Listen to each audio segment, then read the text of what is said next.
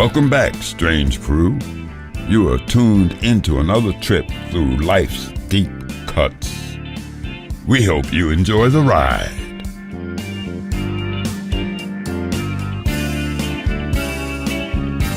Keep it strange. A military veteran asked 2, Eminem for an autograph, and he said, way. "Sure, if I can have yours." Welcome to the show, guys. we're starting. Hey, Oh, we my started? goodness. What's up? What up? And this is how we roll in the Strange Sweet. Groove studio today. How are you guys doing? Thanks So for joining good. us. I just Thanks said, for having us. yeah, I just said off camera that I feel like being a little shit today. So Yeah. yeah, Unlike what does every that other entail? day. What does that I mean? just feel mischievous. Oh, yeah, okay. I feel mischievous. He's always a little bit like that, though. yeah, Yeah, he's a little shit. He's always fucking with me. You know what I mean? That stuff. yeah, Just giving me little barbs, yeah. kind of It's under good. the. Keeps you in check, though. Yeah, Vice under the versa. radar. Keep the ego in check. Little quips. It's true. I have a huge ego. It's actually scary. Yeah, man. Yeah, Yeah, but it's tough when you're the greatest rapper who ever lived. yeah. It's Right. tough not to have a big ego. It's hard in these streets, don't you Yeah. know? Yeah. You got to keep it humble. That's what I You always got say. to keep it humble. Keep it humble, and I'm the man that humbles him. Yeah. Strange Crew, thank you for joining us today. We are in the studio with some pals. Introduce yourselves. I'm Big Stero. I'm Wolfcastle, first in the battle, rapping since before I had an Adam's apple. You heard it here first, y'all. Yeah. You won't get bars like that from me, but I can try. Depends. It's like, when you're around like British people for a really long time, you start to speak like them. Maybe I'll Yeah. get like some of the vibe. and Yeah, I'll you got just like be, rapper the energy. second best rapper of all time. What do you think? Right. There's still You could time. try. Yeah, there's time. There is time, yeah. There's no river. Watch long enough out, to everybody. contain a band, So this is, I was telling Kate earlier, it's sort of, we're celebrating 8 years, and Yeah, that's Steve nuts. and Hero, Congrats. you're one of our first like OG guests, and that's right. yes, you've been on the show so many times. Really, I've Yeah. lost count. And Wolfcastle, like you've been on our wanted guest list for so long, and Well, I'm happy to be here. We're so thrilled to finally have you on the show. And I guess let's just dive into sort of why you guys are here. You guys have been working on a really awesome project together. Can you tell us a little bit about that? Yeah, it's called Let's Get It. And it's our new record. And Yep. it just came out. It did. Streaming everywhere. It's a full-length album, mostly produced by Wolf. And it's really fun, kind of like early 2000s vibes, hip-hop, kind of infused with a little bit of R&B. And it's really fun, man. It's really fun. Yeah, I wanted to make, we keep joking that we accidentally made a record, which is kind of true. We didn't Yeah. plan on it. That's true. It just kind of Yeah. happened. Really organic, just super fun record to make. And yeah, I don't know. I like the last record I did, it took me like 3 years to make it. And it really was mostly not because of creative stuff. It was like just Yeah. like label stuff and Right. marketing things. And it was, I don't know. I think the album did really well and it was really fun to do that. But I just wanted to go back to like the roots of it a little bit and make a record like with no like marketing or like, You just wanted to Plan. slum it with me. yeah. I He just was wanted like, to come who off can I down get the that's tower. the least professional, most chaotic fucking guy? That's actually not true because I sent him a verse or I sent him a beat and he actually like sent it back in like a day, which never happens with hip That's hop true, that or never with happens. any music at all. I like to be pretty good on it though, but it was like the beat was good, the vibe was right, and it's so easy to work with Wolf. It's just easy. I make it sound like it's not easy because I said I'm being a little shit and Yeah, he bullies you. You have to. It's not easy emotionally. Every day you go to sleep, you're like, your self-worth is threatened, and like you feel like, why do I even get up in the morning? But the work itself is easy. You know what I mean? yeah, that's right. Yeah, keep you on your toes, buddy. Yeah, that's right. Having that sense of like a really good work ethic and keeping you guys on each other's toes, it obviously allows you to have like a lot of fucking fun with it. Yeah. What's that been like for your friendship as it grows for your music? Honestly, this record feels like it's like we made this and that like made us friends. Yeah. You know what I mean? And it's not often like you get friends like as an adult. You know what I mean? So like that's what happened with Sharice and I. Like Yeah. we weren't friends really before the show. Like Right. we found out like through business communities that we liked vinyl, and then people were like, Right. you guys should hang out, and I was like, not really looking for other friends. Don't really want more people in my life. And then we did just decide to hang out one night, and then Yeah. the next night we hung out, we were like, we should just hit record and like talk about how much we love the Stampeders and like how great like their Canadian iconic band is. And like we're like, maybe someone else other than our dads will want to listen to this. Yeah. And turns out they did. Okay. So it's the same thing. Like we really became friends and business partners because of the show. So sometimes that happens. You make a little something and then it becomes something that you never really thought about. Yeah, we did a couple tracks like here and there. And like I had Wolf on the last album that I did that me and Fester did, and it was fun. It was a good experience, and then we ended up doing a little tour last year. We did the Better Together tour. Yep. With Aquaculture and Uncle Fester, and that tour was where we like.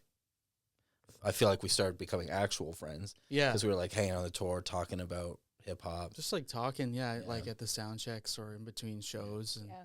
really getting to know each other. And like, I mean, I've gone on little tours with people, and I've traveled with people, and like, yeah, we just actually like are kind of the same person in a lot of ways. Yeah. And just like the same kind of music. I mean, I think it was just fun, man. Like, yeah, it's just fun. And like in making this record, it was just like mostly conversations about like music and whatever. Yeah, It we're was just like hit up Wolf and talk about Jagged Edge for 20 minutes.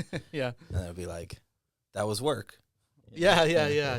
We talk about early Bow Wow records and shit like that. Like Mike. Yeah. Talk about E40 like. Oh yeah, especially E40. Yeah. Yeah. But yeah, no, we I think it's it's fun to find a connection with someone and make music, and we kind of had the same like goal with it, I think, and I think just like made us both step up to the plate even more than maybe usual. I don't know. Yeah, I think so. And I think like I've said this before, but I feel like there was like an element of like our like complementary strengths, like bringing out shit in each other. Yeah. You know what I mean? Like Wolf's definitely like better at like a catchy hook than I am, and I love a catchy hook. You know what I mean? So it's like in the context of our record, I was kind of trying to like get a couple of my catchy hooks on the record. You know what I mean? And like just stuff like that, where it's like it's not there's no tension in the process of making shit. There's just like the like good vibes and the energy of like wanting to make a cool thing that like the other person will like. Yep. And it's like we just kept sending stuff back and forth. And like Wolf would send a beat, I'd be like, "This is fucking sick," and then I'd send a verse, and he'd be like, "This is fucking sick." And he'd send the hook, and I'd be like, "That's fucking sick." Like, you know what I mean? It was like it was always that the whole positive. time. Yeah. And like I never heard him on like more pop kind of beats. Yeah. And like R&B kind of stuff, and I like making that stuff, and I feel like he wasn't getting that, so I was like, Right. I want to hear his voice on that kind of an instrumental, and I felt like it would work really well, and it does. Yeah. If you And I can love that unite shit. over Jagged Edge, you're good. And like that was me and Sharice's. That was our level, right? If we Right. can't go down with Peaches and Cream and Where the Party At, I don't want to fuck with you. Yeah. It's so true. I'm glad So that true. it was the same level and variable for you guys to be friends with Jagged Edge. That's Yeah. shout out to Jagged Edge. Shout out Jagged Edge. Because those like when you said that, my mind kind of was just like, oh my god, yes, because like I still listen to them, they're great. But like that how do you guys Party At. source where you get inspiration from now, with there being so much music out there and so many like we hear that there's over 70,000 new songs released every day. How do you not get set back with so much but still come up with things that are unique to you? Yeah, I don't know. Like, most of that stuff that comes out, I don't listen to it. So there's that. Like, it's like living in your own bubble a little bit. Like, Big time. I don't know. I feel like I like all music. I'm not like a hater of new music at all. I listen to new rap. I love all sorts of stuff. But I don't know. I just found myself in this vibe, like this nostalgic vibe, in terms of production, where I wanted to make all these beats that were, like Busta Rhymes type stuff. Maybe Mariah Carey's on the hook, like that kind of stuff, right? Yeah. And I've always wanted to make a project with those kinds of things, and I didn't want to wait, like the last record, I didn't want to wait 3 years for anyone to hear it. So I was like, because I was like, in 3 years, one, I'm going to be a totally different person. And two, I'm not going to be in this vibe anymore. Like, I want to capture like 2025, like for me. And I was writing these verses and stuff that were very much like where I'm at now. And like the last record came out last year, but like a lot of those songs are from like 2021, 2022. Like I was living in a different city. It's like totally different. So I love this project for that too. It just captures like where I'm at and probably where we're at in our lives. And yeah, I don't know. I just think like, I don't know. I just follow my instincts of what I want to make. Like I try not to, with this project, I tried not to think about like trends or anything like that. Because I think that, you know, the listener can hear that we are treating it like, you know, it is authentic. Yeah. You know, and I think that comes across. I find it's like an interesting time to curate what you're listening to, because there's so much shit that it's like it can feel like impossible. So I feel like I've gone over a hump now where it's like it's so impossible that I don't care. So I just like I have like my sources in a way, and it's like that works for me. It's like I pay attention to what's happening locally, like all the time. Like when new records come out, new Sam Salmon record came out today. Like I listen to records that are coming out by people that I know and friends of friends stuff. Steve Haley just put out a record. I think that's his name. He's playing here next week, and I didn't know anything about him. I don't really still know anything about him except that he's friends with a couple friends of mine. But I checked the record out because people I knew were posting it, and it's super good. So there's like that.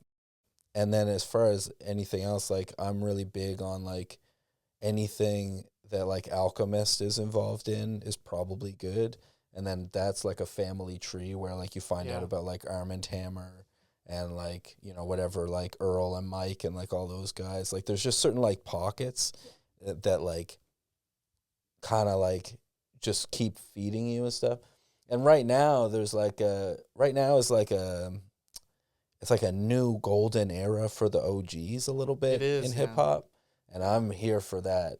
Yeah. Big time, man. That big, like, they just put out, like, a posthumous Big L album that was a great produced, album. And it's awesome as hell, dude. And on the drive here, I listened to King's Disease 3 by Nas. Mm-hmm. Like, again, Nas, who's, like, you know, in his 50s or something, he put out, like, 3 records back-to-back. I think he put out 2 records in 1 year, like, not that long ago. Like, it's great to see hip-hop is, like, aging very gracefully. Yeah. You know? Common and Pete Rock put out a great album. Cool J and Q-Tip put out an amazing album. Like, all the, like, older guys are kind of finding their pocket. Method Man's still doing stuff. There's just, like, a really good pocket for that. And, like, Danny Brown is still putting out new, weird, cool shit all the time. And then Danny Brown is, like, one of my favorite rappers of all time. And he has, like, a little label based in Detroit where he just puts out, like, it's basically like a working class rap kind of label. And it's like, it's just super chill, independent thing. And he just puts on these like guys from the city that have been around being great forever, but never like broke. So like people like Fat Ray, who like Fester actually did a track with, which is crazy. But like Fat Ray is one of my favorites right now. And like Bruiser Wolf. Have you listened to Bruiser Wolf yet? Yeah. Oh yeah, man. Fucking, I love Bruiser Wolf, man. Yeah, dude. His new record with Harry Fraud is super good, man. Yeah. But anyway, so there's like these little pockets because you can't keep up with everything that's going on. Like I watch like rap podcasts and shit sometimes to like make sure I know like the main shit that's going on. It's like obviously if like the biggest rap battle of all time is happening, like I'm locked in as fuck. But like outside of that, like I'm not concerned if I'm like out of the loop with certain shit, especially with like anything in the like top 40 and stuff. It's like there's stuff in there that I like, but I don't really give a shit about it in like a active way. Like the majority of the people making music on planet Earth at any given time are like just local musicians like us. Yeah, so it's like you're not gonna know everything that's going on. Some of the best shit right now is some shit that we'll probably never hear. So it's like you can't really get preoccupied with like FOMO about like music that's coming out. I think you just gotta like find your pocket. I also listen to my own discography like all the time. So that eats up. Nice. You gotta be your own fan. You gotta be your own biggest fan. Yeah. I have a huge discography, man. I was curious, like in the same vein of influences, but were there any kind of core themes that came out on this record, like any subject matter, or was it sort of more free flow? A lot of my bars are about like turning 30 soon. Yeah. Like I noticed. Yeah, that's true. Just getting older, changing, you know, like it's like a lot of that, but like in fun party tracks. Right. A lot of character development on my end. Not so much on on this mine. This guy. We got Lover Boy over here. Yeah, I did. Loverboy. Yeah, I went the Cool J route on the record mostly. Oh. It's like I wanted him to do that though. I wanted you to do that. It's a lot of bars about like, you know, be careful. Like I'm gonna flirt with your girlfriend kind of bars. As long as it's not like Much Dance 1997 doing it. Like I was like, That's 8 literally years one of my old, favorite right? songs of No, all time. it is. It's a great song, but I had no business Right, singing it right after Mbop. right. Yeah, no, fair. Okay, Much Dance 97 Is a- rocks. It's so good, dude. it is It so has good. Hypnotize on it. I Does it think. really? Yeah. Okay, I man. gotta Number get 2 grab a. on the track. Is the Yeah. CD in here? Robin, number 1. You Show gotta, me you gotta love. get that CD. Show in Me here. Love is on there too. That know. song's sick. Fantastic. Yeah. No, I'm- I was doing a lot of like, you know, I'm fucking your girlfriend type LL Cool J bars. Ladies love Yeah. Steven Hero. Cool J's one of my heroes, man. So And obviously you'd want to collaborate with him. Who else would be on your list if you could collaborate with somebody? Because if you put it out there on Strange Brews, sometimes it Yeah, happens. true. And you can. I I always always like think of, looking like- back, right? Because with Yeah. video and with all these things, they live. I always on think here, of right? producers first. Yeah, there you Yeah. go. That's cool. Like I always think like there's some like you know, My Kingdom for a fucking Mad Lib beat. You know what I mean? Like that'd be the ultimate. I feel like it's like There you go. Mad Lib beat. Any Alchemist, like if Alchemist had some shit like he was gonna throw in the garbage and he felt like emailing it to me instead, that'd be amazing.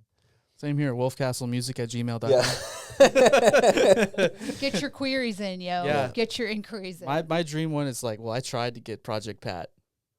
I Yeah, tried. we've talked a lot Yeah. about trying to get Project Pat. I Yeah. feel like that will happen. I think it will happen. Project Pat, this video's for you. If you're watching and if you're not, everybody make sure to tag him, them, Yeah. everyone to Let's make hear this it. happen. Let's Yeah. fucking go. Yeah, 'Cause there's- Project Pat has Yeah. been one of my favorite rappers since I was really young. I remember the video for Chicken Head Yeah. coming on BET when I was in middle school, and like I used to watch Rap City every night, and I taped that video onto like a VHS.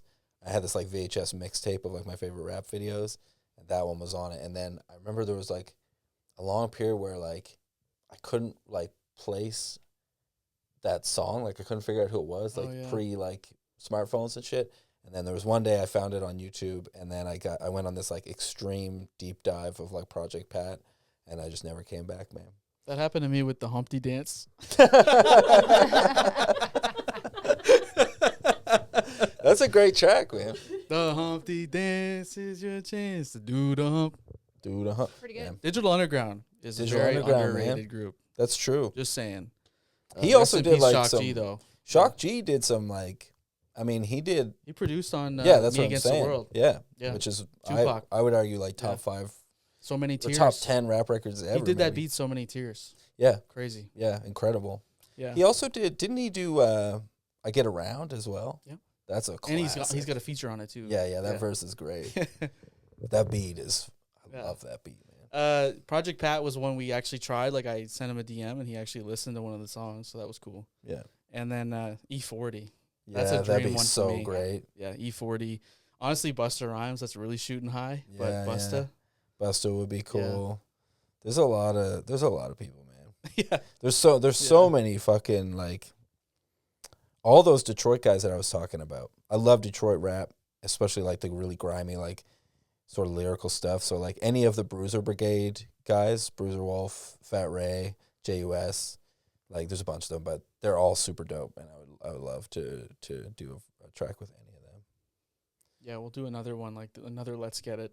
Same vibe though. That beat you sent me the other day is happening for sure. 3-6 Mafia one? Yeah, man. Yeah. That came on in the car, and I was really? like, yeah, because you messaged it to me like when I was getting in the car, so I just put it on as I drove away, and Nice. it came in, and it was like I was so glad I put this on in the car. It's like I'm gonna write the most ignorant bars of my life on this. Be curious your thoughts. Did you guys get a chance to watch the Outcast? Oh, Rock and Roll the Hall of Fame. I saw the Tyler clip, Yeah. but I haven't watched the whole thing yet. I thought it was really cool because I'm a big Dungeon Family fan. I back in the love day, Dungeon Family, and I thought it was like kind of cool just to see even in darkness. how much music can sometimes really create and build community. And I think sometimes Yep. we're so caught in the creating of the next episode, doing the next interview, making the next track, trying to get the next thing on social media, trying to get someone to listen to your track, that sometimes we can sometimes forget about the good things along the way. Yeah. And I felt when they were showing a lot of that footage, of them in the basements and hanging out and like collecting the records and all those things, like that really is like where the power is. Yeah. And do you feel like there's somebody today that's building community like that in your industry, or from a music perspective, that's really like bringing people along for the ride? My first thought is LaRussell. You know him? No. LaRussell's Put me doing on, bro. pretty interesting stuff. Yeah. He's like, his whole thing is like, is community. So he does these, he'll kind of play anywhere. Like, he's very successful now, but he's built that name up over time. Right. Yeah. And he'll still do these like backyard concerts. Like, I saw a clip of him the other day where he had this, like, I'm going to say 8-year-old girl on stage, like, with a mic, like, rapping one of his songs, like, word for word, and he's just, like, hype manning for her. And, like, her family's in the crowd, like, screaming, and it's, like, they're just in a backyard. Like, he's doing shit like that. And, he like, his shows are, like, almost, like, part, like, motivational Yeah. I like that speech, shit. you know? I think like, that's so important. it's pretty cool. It's all about, like, uplifting each other and, like, coming together and stuff. He was, like, very early on the, like, he had, like, a track where he was, like, discussing, like the Free Gaza movement and, like standing up for Palestinians, like this was, like, 2 years ago or something. And he still, like, will perform that song, and it's, like, I'll see clips of him, like, doing a particular, like, section of that song where it's, like, you can feel it, like, through your phone. Like, he's a good follow on Instagram. He really is, because every day you, like, see, like, some, like, kid's dream come true or something. Like, that's what his page is like. Yeah, So it's, like, if it hits me on, like, a Sunday evening or something, I'm, like, bawling my eyes out. Like, sobbing at my phone, like, being like, yeah, Russell, you get it. Whatever. And he does a lot of interviews, and, like, he posts a lot of clips, and it's, like, sometimes he's, like, borders on that thing of, like, sometimes successful artists will give you advice that is kind of useless, because it's, like, this worked because of a very specific set of circumstances that are impossible to replicate. But for the most part, he's, like, just telling people stuff that, like, if you're a young artist especially, is probably, like, good to hear. Yeah. So Right. He's the first one that comes to mind when it comes to community, because he's so focused on that. Like, he does, like, work with kids and in schools and shit like that. So you see him, like, Maestro's like that. That's Working in the schools, like, shit like that. Like, even like I was why I saying. brought it up, because I feel like that's kind of like, in business, it's like the B Corp way. It's the way of trying to not think about profit all the time, but it's about thinking about people, the planet, and, like, not the bottom line all the time. Yeah. So, like, when I look at even music that I'm really attracted to, or causes or things, it's because they're bringing people along for the ride too, and it's not just that silo, and it actually can grow the legacy over time. And that was what I saw when I watched the Rock and Roll Hall of Fame. I was like, okay, like, we all know Outkast, we all know, like, their subsidiaries, all the other ways that they've been, touching that community, but to see, like, people go through generations and then just see them celebrated, you sometimes forget about those things. So I think it's important, like, when you see Maestro trying to talk about, like, education and really trying to breathe that in, I think that's really important nowadays, because we see, after COVID, the way people are educated, the way they take in information, the way they want to be educated is different now. Yeah. So we have to be really, like, I don't know, have some integrity when we're putting things out onto the internet and out into things, because anybody can do it now, and it can just be bullshit, and we'll have data centers all over the place hosting bullshit. Yeah. So I think it's really important to look at the people who are building that sense of community and building dope shit too. Yeah. Because like, I think that's where you'll start to see more gold as the generations go down. Right. And I would say, like, even someone like a Neil Young, people harp on Neil Young all the time because he had different vibes of his career. Yeah. But, like, that's what makes him a great artist. That's what makes him who he is as an activist. Who cares if he did an Elvis type album or a country album? I like that Elvis one. No, me too. But a lot of people harp on him on that because it's not rocking in the free world. But I think a lot of artists can do really amazing different types of opportunities and still be an amazing rapper, still be an amazing collaborator, still be an amazing business person. Right. So I always like to ask people who are working, like, I feel like you guys have some top tier work ethic. I've always really respected that and admired that about you both. And obviously the people that you would keep in your realm probably work as hard as you, if not harder. So we like to know what influences you on those things, because it helps keep us and That makes me think of like Corey Bonner. Oh yeah, man, Corey for sure. You know what I mean, he's like working his ass off, Yeah, doing a big bunch of time. cool shit all the time. Like, Yeah, know. like the local cats, like Yeah. the local studios too, like people like Dylan Ward, right? Dylan like Ward, Shiftwork Studios big up time, in yeah. Fredericton, like doing so much for the community, you know, and also like opening up his studio to also be like a rehearsal space and just like, yeah, just super chill, like just wanting to curate people making art. That inspires me to want to do that. There's in so some many, capacity, you know? so many people like that in local scenes, man. Yeah, so I like Adam yeah. Kierstead is like that, man. Like, where the fuck would the St. John music scene be without him? You know what I mean? It's like he won't see this, but if he does, he'll hate it. But Never knows. well, he's not gonna watch me talk about him on the internet. He'll hate that. Okay, so we're coming up on time here. So it's time to ask our famous question. Strange solitary sounds. You are locked in a room. For some reason, there's a record player. There's 3 records. What are those records and why? Am I locked in this room like indefinitely? Is that Like the idea? indefinitely. It's like a There's a like island? facilities and stuff. Yeah. And like when they Yeah, find what records define you, buddy? You have 10 seconds. It's like, Man. oh god, this is gonna be the internet forever. Oh no. you're a returning guest. You should have saw this coming. No, you're right, They but can change. Yeah, I didn't know that was change coming. too. Ask this question in a week and you can change them. well, right now. I'm gonna choose to not overthink it too much, and like everyone will just have to take this with a grain of salt, because my shit is like it changes so much, man. Like lately, I've been listening to Springsteen so much that like my instinct is like Nebraska, because I just love that fucking record, and Nebraska's a good vinyl choice as well because it sounds so good on vinyl. But there's only 3. Yep. Oh, that's brutal. All right, scratch Nebraska. Oh, okay. All right, we're gonna be here for a while. Well, I feel like We're gonna be here for a minute. I feel like there's got to be a Jim Croce record. I think Jim Croce is the first like vinyl I ever cared about in terms of like the physical. Like my dad had Photographs and Memories, the greatest hits, on vinyl when I was a kid, and I just loved it to death. And I still like I have every Jim Croce vinyl that there is. I have the like one live concert DVD, and I love Jim Croce. So I feel like a life where I can't listen to Jim Croce would be fucked. And then I feel like Mad Villainy would be another one, because I feel like if you only get 3, I want to keep the genres mixed.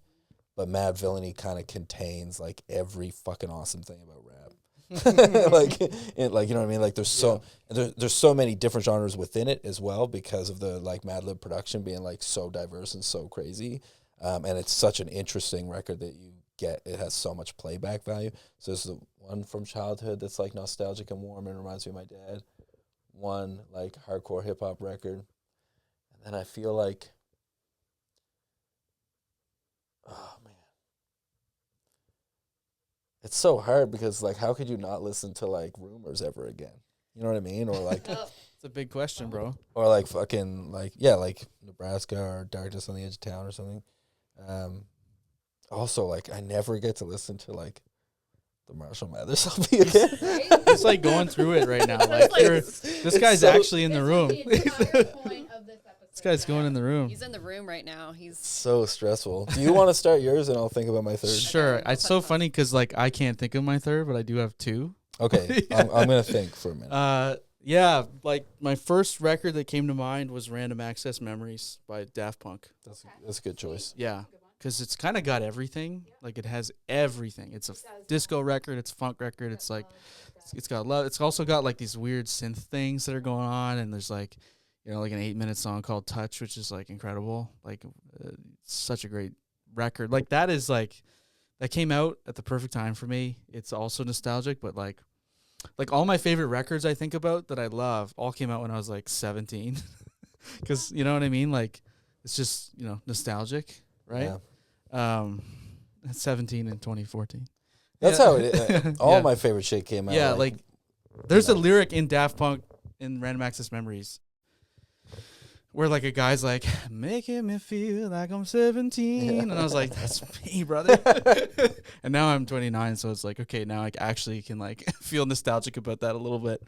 But yeah, Random Access Memories, because it's got everything.